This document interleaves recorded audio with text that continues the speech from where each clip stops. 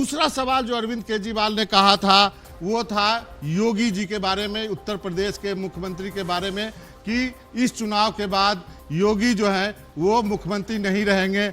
और सबसे कमाल की बात है कि यूपी की बीजेपी ने उसका आधिकारिक रूप से कोई खंडन नहीं, किसी ने भी उसके बारे में इसका खंडन नहीं किया। जिसने र्यूमर्स को हवा दी, वहां पर ऑलरेडी र्यूमर्स थे, बाबा आप भी गए हम भी गए, कि भाई मुख्यमंत्री बदला जाएगा चुनाव खत्म होने के बाद, और इसका नुकसान हुआ। इसके वजह से जो राजपूत वोट जो कि कहा जा रहा था, गुजरात में एक मंत्री के बयान से उभरा था जिसने राजस्थान में भी थोड़ा डेंट किया बीजेपी को, उत्तर प्रदेश में जो है उसको और हवा लगी।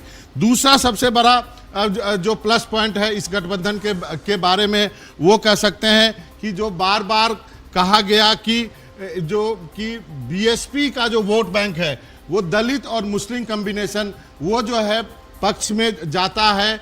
यदि वो वोट बीएसपी के पास जाता है तो सपा और कांग्रेस को नुकसान होता है।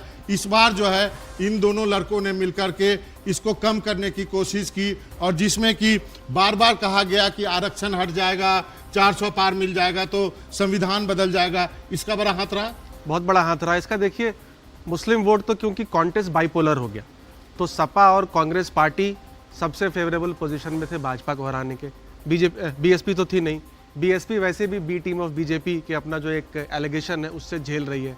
और दलित समाज का वोट जो है, जो आप कह रहे हैं आरक्षण खत्म कर दिया जाएगा, इसकी वजह से शिफ्ट हो गया कहीं ना कहीं समाजवादी पार्टी कांग्रेस को। तो ये एक बहुत बड़ा फैक्टर रहा यदि वोट परसेंटेज के लिहाज से कहें। तीसरी सबसे जो बात ये रही कि जो एक टैग लगा हुआ था कि समाजवादी पार्टी है वो मुस्लिम और यादवों की पार्टी है, उस टैग को जो है अखिलेश यादव ने खत्म किया। नॉन मुस्लिम्स को, नॉन यादव्स को और नॉन मुस्लिम को ज्यादा टिकट दिए, यादवों और मुस्लिम के टिकट काटे। इसका एक बड़ा फायदा हुआ क्योंकि बिहार यूपी में ये देखा जाता है यदि आप यादव को ज्यादा टिकट देंगे तो अदर बैकवर्ड क्लास जो है, नॉन यादव जो है वो एक तरफ हो जाता है। क्या ये गलती तेजस्वी ने बिहार में कर दी?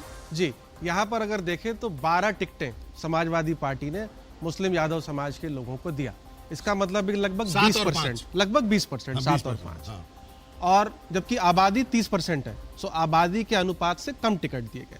वहीं तेजस्वी ने 9 यादव और 6 मुस्लिम कैंडिडेट्स को टिकट दिया, यानी 15, वो 40 सीटों में लगभग 40% सीटें तेजस्वी यादव ने एमवाई को दिया, जिसकी वजह से अपना जो सामाजिक दायरा है वो बढ़ाने में नाकामयाब रहे। और कुछ और मुद्दे रहे जो कि जिसकी बहुत बड़ी चर्चा नहीं हुई, जैसे अग्निवीर का मुद्दा रहा, जैसे कि आप कहें, शायद आप कहें कि राम मंदिर का मुद्दा उतना नहीं चला, अयोध्या में बीजेपी हार गई।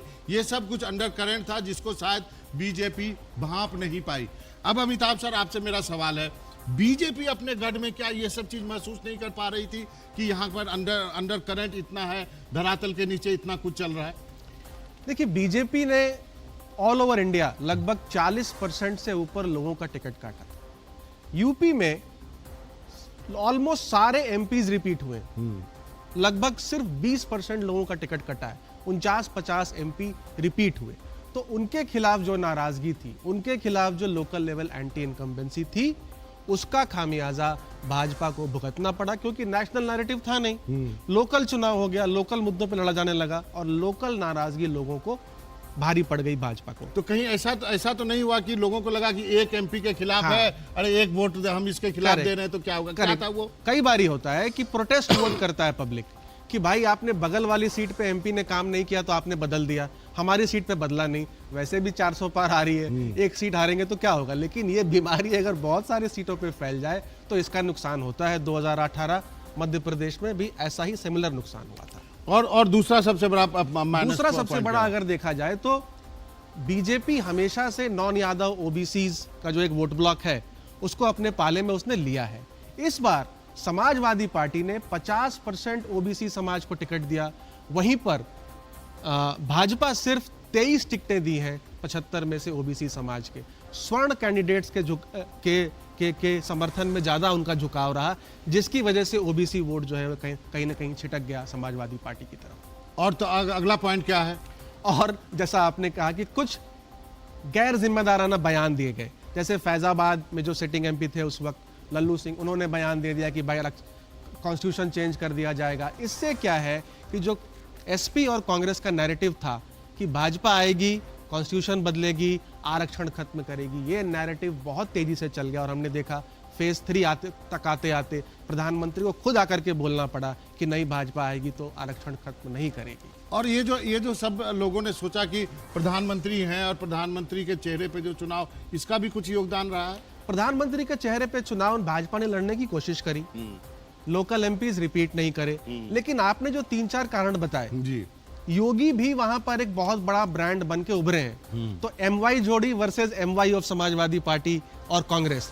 लेकिन कहीं ना कहीं जो रूमर उड़ गया कि भाई योगी को रिप्लेस कर दिया जाएगा, ये बहुत घातक मुझे लगता है भाजपा के लिए हो गया। खास करके 5, 6, 7 फेज अगर हम देखें रिजल्ट्स, बहुत घातक हो गया भाजपा के। तो ये हमने आपको बताने की कोशिश की कि दो बड़े गठबंधन, यदि एक कहें एनडीए ब्लॉक था, बीजेपी और बाकी छोटे छोटे दलों के परफॉर्मेंस पे भी कुछ कहेंगे क्या आप? देखिए, पूर्वांचल में छोटे दलों का बहुत रोल है, जैसे अपना दल, निषाद पार्टी, एसबीएसपी।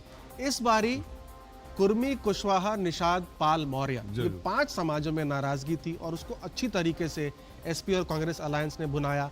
कुर्मी कुशवाहा समाज के लोगों को 25% टिकट दिया समाजवादी पार्टी ने इस बार, तो उसका फायदा मिला है। तो हमने आपको समझाने की कोशिश की कि यूपी के इस 2 लड़कों ने कैसे गेम चेंज किया, उसके पीछे उनकी क्या रणनीति थी और बीजेपी अपने ही पिच पर कैसे जो है मैच उसके हाथ से फिसलता गया। वक्त है छोटे से ब्रेक।